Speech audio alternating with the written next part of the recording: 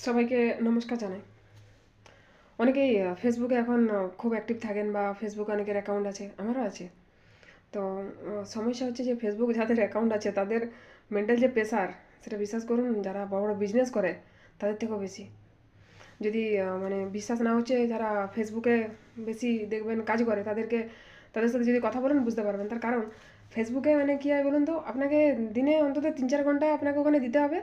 আর ওখানে এনগেজমেন্ট বলুন, ফলোয়ার্স বলুন, ঠিক আছে, তারপরে আপনার ভিডিও বলুন, আর যা কিছু বলুন, সব কিছু মানে আপনাকে প্রতিদিন ওখানে 3-4 ঘন্টা টাইম দিয়ে আপনাকে প্রতিদিন ফটো, ভিডিও, রিল সব মানে প্রতিদিন পোস্ট করতে হবে।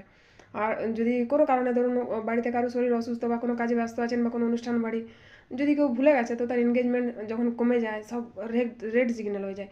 ভিউজ থেকে, এনগেজমেন্ট থেকে, ফলোয়ার্স থেকে সব রেড সিগন্যাল হয়ে যায়। তখন মানে নিজেকে জানেন খুব অসুস্থ মনে হয় যে তাহলে মানে আমি অনেক পিছিয়ে গেছি। মানে পরীক্ষার সময় দেখবেন অনেকেই যখন কেউ 100-র মধ্যে 10-15 পেয়ে যায়, তার যেমন মানসিক অবস্থা হয় ঠিক ওরকম লাগে যে তাহলে আমি পিছিয়ে গেছি, হয়তো আমি সবার থেকে মানে একদম গ্রাউন্ড লেভেলে আছি, অনেক কিছু মনে হয়। তো যারা ফেসবুকে টিকে থাকেন তো তাদের সবাইকে আমার প্রণাম জানাই। তার কারণ খুব ডেঞ্জারাস জায়গা। বরং যারা ইউটিউবে ভিডিও করেন সেটা ঠিক আছে, সেটা অনেকটাই সেফ।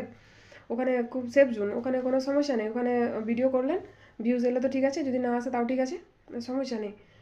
রেড কোনো অ্যালার্ট থাকে না, কিন্তু এখানে যা রেড অ্যালার্ট থাকে। আর যারা একটু গ্রিন সিগন্যাল পছন্দ করেন, সাবধানী মানুষ, তাদের ক্ষেত্রে তো মানে মারাত্মক সাংঘাতিক জায়গা। মানে ওখানে প্রতিদিন আপনাকে অ্যাক্টিভ থাকতে হবে, ওখানে ভিডিও পোস্ট করতে হবে সকাল থেকে। মানে একটা টাইম সকাল থেকে সবারই টেনশন থাকে ফিমেলদের, যে রাতে কি মানে রাতে ভেবে রাখে সকালে কি রান্না হবে না হবে, রাত অবধি কী মেনু সব রেডি রাখে।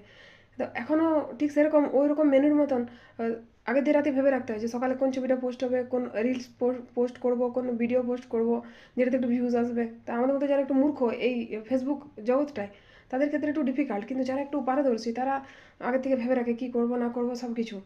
মানে বিশ্বাস করুন, এখানে যে মানসিক প্রস্তুতি নিয়ে এগোতে হবে, তাতে যারা সাকসেস তাদেরকে সবাইকে আমি নমস্কার জানাই যে আপনারা সাকসেস। তার কারণ এখানে মানসিক চাপ যারা নিতে পারে না তারা এখানে টিকতেও পারবে না।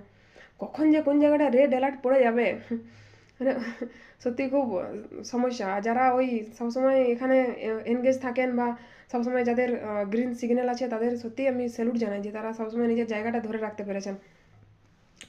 সবাইকে অসংখ্য ধন্যবাদ এই ভিডিওটা শোনার জন্য।